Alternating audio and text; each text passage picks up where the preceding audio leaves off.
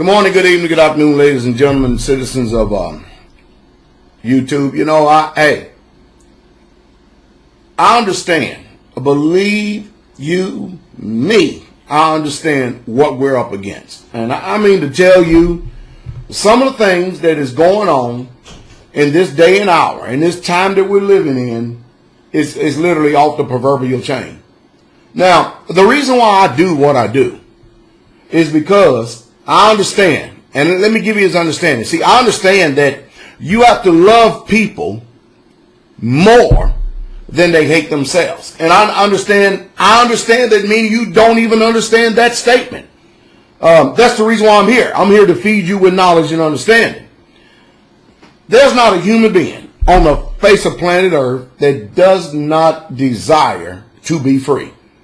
That includes me.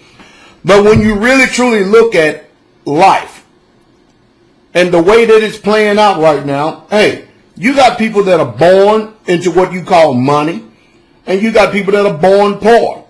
And you're classified based on what the people have done generations before you. It makes no difference how just or unjust they obtain their wealth. You're going to fall into one of those classes. And you're going to have people coming from different backgrounds, different perspectives, to look at you and view you based on what your ancestors have done. And that's the reason why I tell you over and over and over again that there are always two sides to every story, and you ought not to ever forget history. I know most people want you to forget history, but I tell you what, power in freedom is an essential lesson to never, ever forget the things that have gone on in the past. You got to be free. You must live free. But in order to do that, you have to understand what freedom is. Some of us, we love the truth. You know, I just got finished watching a video about Brother Joe, and I could sense his frustration and stuff, and it does. At times, this chaotic ignorance that is deeply and socially and collectively embedded in the subconscious mind of man is literally sad. I mean, can you imagine that today people are actually functioning, thinking that because they put mental assent to something that they, hey, I've got this right. I mean, I watch it on a day-to-day basis, ignorant folk and folks that are rehashing nothing but somebody else's lie, thinking that they are informers. Thinking that that what I'm saying is the gospel truth. Not considering the damage that they will do to other people's lives, conscious and mind. I mean, hey, it's totally amazing. You know, we all are born here in this earth right here, and we all have had what you would call mistakes and flaws and stuff from the past. But, you know, it's the people who have the heart and the integrity to continue to keep on pressing on in spite of themselves to continue to get you the truth.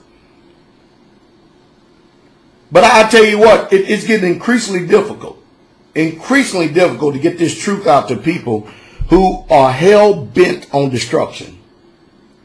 Now, Brother Joe, you keep going, man. I understand the intent of what you're doing. I know the frustration of dealing with dismal ignorance. I mean, it's literally off the scale. You know, if you're going to be wise, people, you have to first listen to a wise man.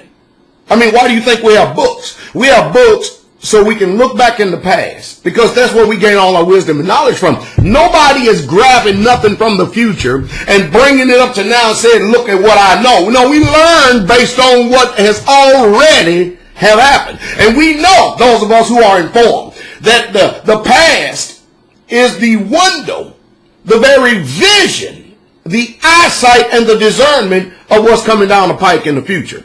Well, we live in a time now where there are a select group of people, very small in number. And you know what's remarkable? Is that they, through their lies, through their treachery, through their strategy, have deceived well over 98% of the people on this earth. And they've done it through deceit, lies, and propaganda. And that's the reason why it's so hard. Because, you see, when you have a system that feeds people flesh, they will clutch as hard as they can until blood comes from their hands. The lie. You know why? Because the lie is comfortable. The lie doesn't require anything. You don't have to change. And we'll hold on to it to our last breath. That's the reason why they can pass laws. They can continue to keep making these oppressive laws upon us as a people, and we do nothing about it because they have fed us a utopia of what you call an American dream. And now that our civil liberties and just the literal right to exist as a human being is being slowly taken away from us. We don't know how to respond. It's the proverbial frog in the bucket. If things are getting heated up or something, we're still sitting there waiting until it finally just boils over and we just go to matter, and that's all there's to it. Hey, everybody wants the truth. Everybody wants the truth until they realize themselves that they have been part of perpetuating the lie. And then it's a little train wreck. It's a bam! It's a hard train wreck because you know why? You own it. It becomes part of you. And a saving face has become a high commodity at the time we're living in right now because you know why? Man is too prideful to admit, you know what? I need a whole new road. I need to chart a new course. You know why? Because damn, I've been lied to and I've been part of it. And I'm not about to change anything. You know why? Because I want everybody to still think that I've got it together. Because if I admit that somebody else is right and I'm wrong, that's going to diminish my character. And I can't have my status. But what I can do is use a strategy to try to finagle my way around to get to the truth so that people will never be able to pick up on the hypocrisy that I've been promoting all this time. You know, there's a time when one man rules over another man and he does it to his own hurt. Let me give you an example. The other day on my radio broadcast, I have a 3-hour radio broadcast where I take question and answers every Friday night from 6 p.m. to 9 p.m. on Blog Talk Radio. And I have another 3-hour broadcast. Sometimes I cut it short on Thursday, what you call Sunday. And I had a guy call in. We're getting ready for Passover here, all right? Here at Straightway, all right? And there's probably going to be probably 150, 160 people coming from all over the earth to be here for Passover, while most of you pagans out there, most of you pagan Christians out there will be chasing blood-colored eggs, serving the Queen of Heaven, the goddess Astarte, Istroth, from some stupid woman named Semiramis, who had a son by Tammuz after Nimrod had died and got impregnated by the sun rays. You got to be out of your cotton-picking mind, boy. It ain't no different than the story than what Jay Snipper's trying to tell you people, even though he exposes the guy for a boot-licking liar. It don't make no difference. Hey, you're part of that deception. You own it, and you're too prideful to take a humble pill. That's all it's to. But anyway, I had a phone call. And the phone call went something like this. Hey, Pastor Dow. Yeah, how you doing? I'm coming down there to visit Passover. That's fine and good. I'm coming to stay with y'all for a whole month to check you out. Ho. Wait a minute. What do you mean? You coming to stay with us a whole month? Who told you that? I told myself. You wait a minute. You did what? You told who? Yourself. That you was going to come and invite yourself to stay with me a whole month. And you mean to tell me I didn't have any input with this? Let me see. You're going to drive from upstate New York or fly in. You want me to pick you up from the airport. You're calling me to give you the time to come. And you're telling me that you're going to stay at my house for 30 days without my knowledge. And while you're here to check me out. I went off on that broadcast. I really truly did. And I still have not heard anything from that man yet. You know, the fortunate thing is I still had enough mercy to say, no, you're going to be leaving here tonight. You're going to make an adjustment. Well, how I do that? How I do that? What the hell you mean how you do that? You had knowledge and wisdom to book the ticket. You get some knowledge and wisdom. Hey, I'll tell you what, brothers and sisters, I'm telling you, this is what happens when you have a chemically induced society, when you have an entitlement mentality where you think that others solely exist to make your life plush while you stay in chaotic ignorance. I tell you, boy, it is just sad what's going on today.